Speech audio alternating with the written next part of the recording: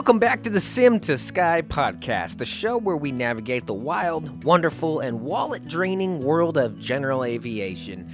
I'm Dustin Nuttall, and if you're just joining us, I'm a student pilot, flight sim addict, and unapologetic lover of taildraggers. Today's episode is all about money, because let's face it, aviation isn't a hobby, it's a financial lifestyle choice. We're breaking down the real cost of flight training, gear, owning your dream plane, and since I've been obsessing over two very different birds, the humble Cessna 152 and the sleek Bonanza V35, we'll compare their maintenance costs like the GA version of Dave Ramsey. Plus, we'll settle the debate, tricycle or taildragger, which is easier to fly, and why I'll be arguing taildraggers look cooler, and of course your fake, but hopefully soon to be real listener questions. Stick around. This one's packed with numbers, nightmares, and a few wait that cost how much moments.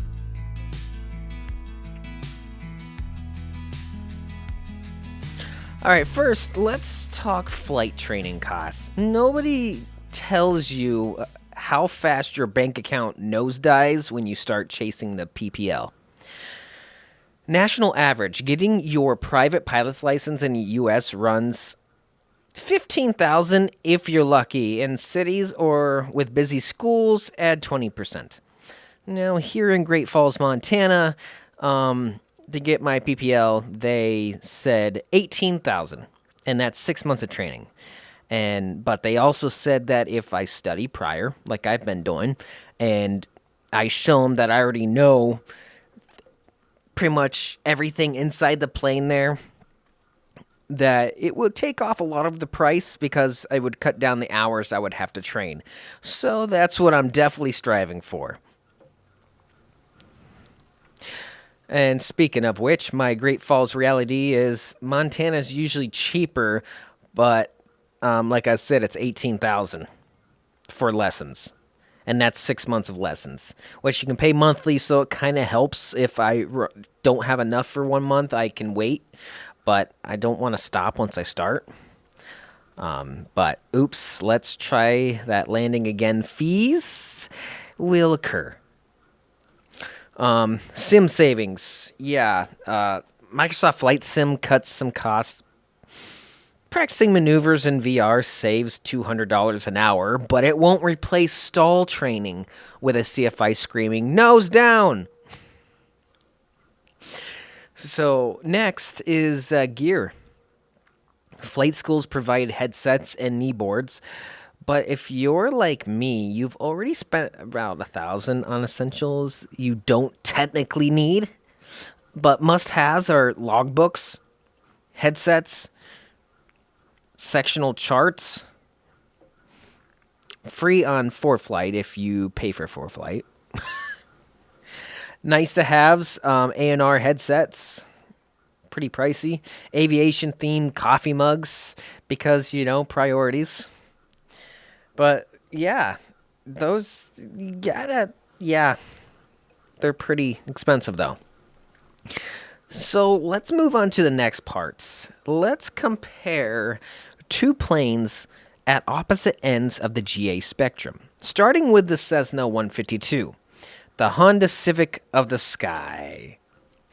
The price to purchase is between $30,000 and $50,000 for a decent one, basically a starter home with wings. Operating costs, so 5 to 6 gallons of cheapish 100 LL. Annual inspection, about $1,500 to $2,500. Insurance, $800 to $1,200 per year. Student pilot rates. The pros, it's cheap to fly, it's forgiving, and great for building hours. The cons, it's slow, cramped, zero cool factor at the FBO. Yeah, I mean, those might be cons for everyone else, but those are pros for me. But whatever. And then the Bonanza V35, the Doctor Killer. Now, the V35 is the BMW of GA planes. if BMWs had a reputation for divorce by engine overhauls. Purchase price $100,000 to $250,000 for a decent one, or as I'd like to call it, why I eat ramen. Operating costs, fuel is 15 to 18 gallons of please don't check my credit card statement. Annual inspection, $3,000 to $5,000. Add $10,000 if it's surprise 80 compliance year. Insurance, $2,500 to $4,000 per year, and they'll laugh if you're a student. Pros, fast, luxurious, and that V-tail turns heads. Cons, you'll spend more time funding it than actually flying it. So what's my verdict here? Well, the 152 wins for training. But if you hate money, the Bonanza is definitely waiting for you.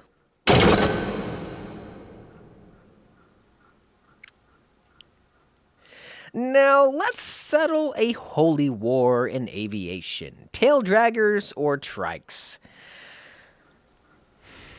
Which is easier? Well, trikes are Cherokees and the Cessna 172. They're very forgiving, stable, and boring.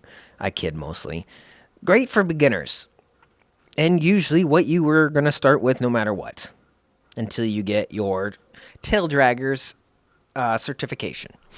But taildraggers like the Cessna 195 and the X-Cub demands precision. Land crooked and you'll dance down the runway. But man, are they sexy. Look, I'm biased. Taildraggers have my soul. They're the James Dean of airplanes. Plus, flying one feels like real stick and rudder mastery. But yeah. CFI says that I need to learn how to land a Cherokee first, but whatever. Alright, let's go to the listener questions, or as I call them, questions I ask myself. What's the one thing you wish you knew about flight costs before starting? That 10,000 PPL is a lie. Between earbooks and I swear this is the last practice test, it's more like 15,000. Also, never Google engine overhaul cost after midnight. Yeah, did you get that? I hope. Question 2. Is a Cessna 150 or 152 a good first plane to buy? Yes. If you want low costs and high humility, they're cheap to own, but you'll dream of bonanzas. It's the GA version of start with a beater car. But in my opinion, also better looking, depending. Especially if you repaint it. But I don't know. I love Cessnas, so I'm very biased on it. What's your favorite flight sim for training practice? Well, I'm definitely going to throw it out there that Microsoft Flight Sim is definitely for visuals, 100%. And mainly my main reason of playing it is because I can see the world and just enjoy it. But X-Plane 12 is definitely for physics. There's no ifs, ands, or buts about it. But there's also a third one here. DCS, if you wish your trainer had afterburners. But reality is they're all toys compared to the real thing. But if you're going to choose one and your main purpose is to stay in the virtual air, Microsoft is the way to go. Especially if you want to see the beauty. But if you are really trying to train and you want to use it as a training way, both will work, but X-Plane is by far the number one way to go for that. If you just want to shoot people out of the sky, DCS. Well, that's a wrap. The next episode, we're going to be tackling Mountain Flying 101 because Montana's peaks don't care about your "but it worked in the sim" excuses.